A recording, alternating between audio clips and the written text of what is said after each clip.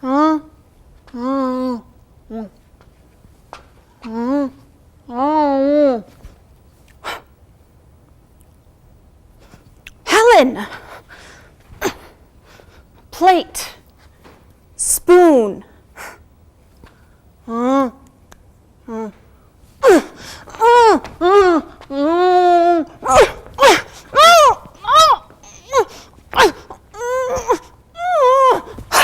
I know an ordinary tantrum well enough when I see one, and a badly spoiled child. If you've been around a spoiled child, you may have witnessed a tantrum similar to the one Helen threw. Sometimes we blame this kind of behavior on the failure of the parents to properly discipline their children. But Helen's parents, Captain and Kate Keller, believe they have good reason to indulge her. For Helen is blind and deaf. The Kellers pity their little girl and they cannot communicate with her, and so she has reign of the house until the arrival of Miss Annie Sullivan, who is hired to teach Helen. Annie's struggle to break through to Helen is an incredible story of determination. But more than that, it reminds me of God's unrelenting pursuit of his children. We, like Helen, can be blind, deaf, and stubborn against God's ways, but his love doesn't quit. And so keeping that in mind, I would like to invite you into Annie's story, as told through The Miracle Worker by William Gibson. Katie, I will not have it. Now, you did not see when that girl after supper tonight went to look for Helen in her room? No. The child practically climbed out of the window to escape from her. What kind of teacher is she?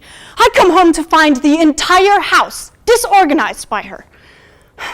Helen won't stay 1 second in the same room, won't come to the table with her, won't let herself be bathed or dressed or put to bed by her.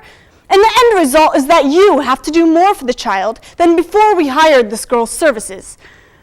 From the moment she stepped off the train, she's been nothing but a burden, incompetent, impertinent, ineffectual.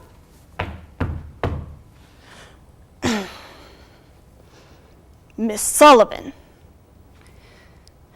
Captain Keller, Vinny said I'd find you both here in the garden house. I thought perhaps we should have a talk. Yes, well, come in. If you are to stay, you persuade me there's the slightest hope of your teaching a child who flees from you now like the plague to anyone else she can find in the house. There isn't. What, Miss Annie? It's hopeless here. I can't teach a child who runs away.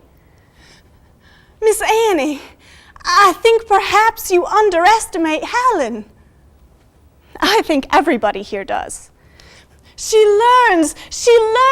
Do you know she began talking when she was 6 months old? She could say, water. Not really. Wah-wah. Wah-wah, but she meant water. She knew what it meant and only 6 months old. I never saw a child so bright or outgoing. It's still in her somewhere, isn't it? Mrs. Keller, I don't believe Helen's worst handicap is her deafness or blindness. I think it's your love and pity. All of you here are so sorry for her that you've kept her like a dog you housebreak. No wonder she won't let me come near her. I want complete charge of her, day and night. She has to be dependent on me for everything.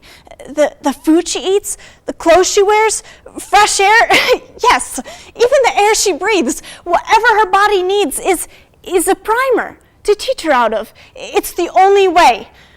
I'll have to live with her somewhere else. Where would you take Helen?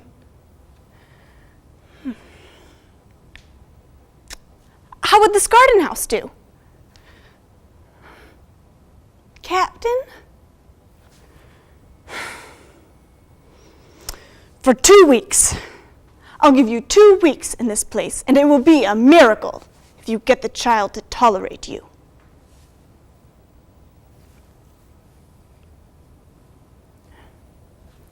Water, Helen. This is water. W-A-T-E-R. It has a name. Egg.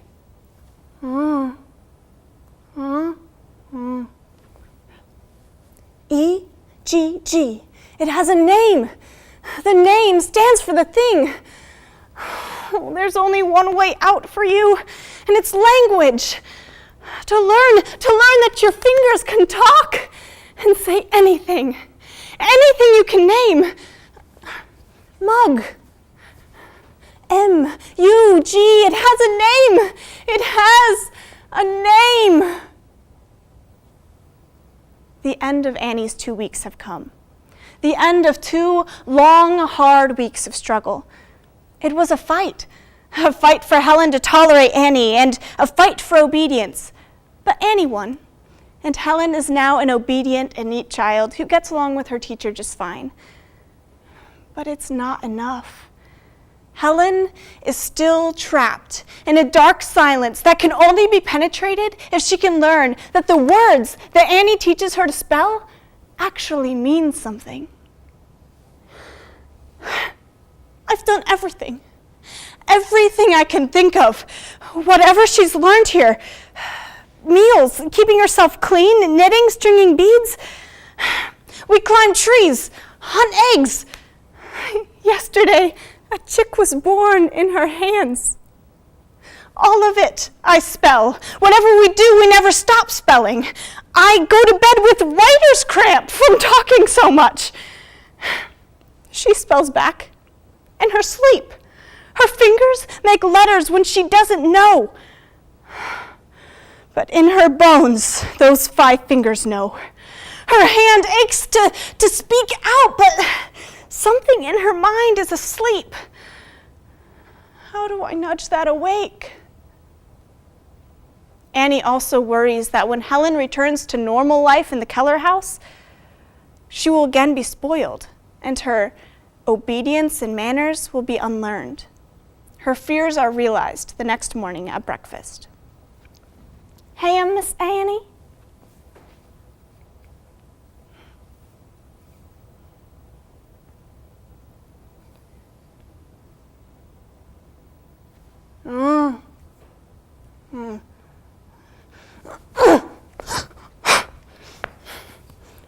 Miss Annie, it's a very special day. It will be when I give in to that. Please, I've hardly had a chance to welcome her home. She's testing you. You realize?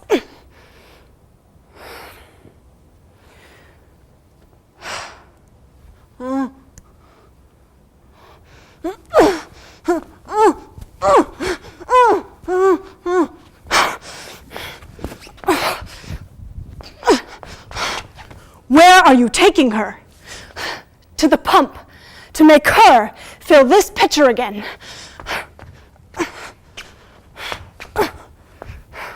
All right, now pump.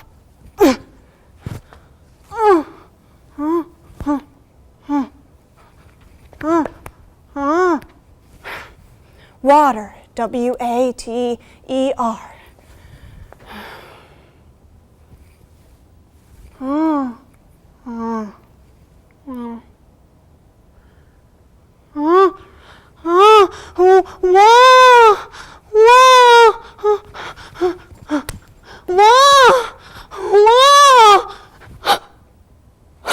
Yes! Yes! Oh, my dear! Pump! Yes.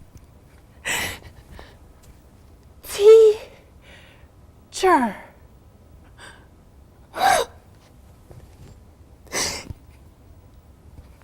I love Helen.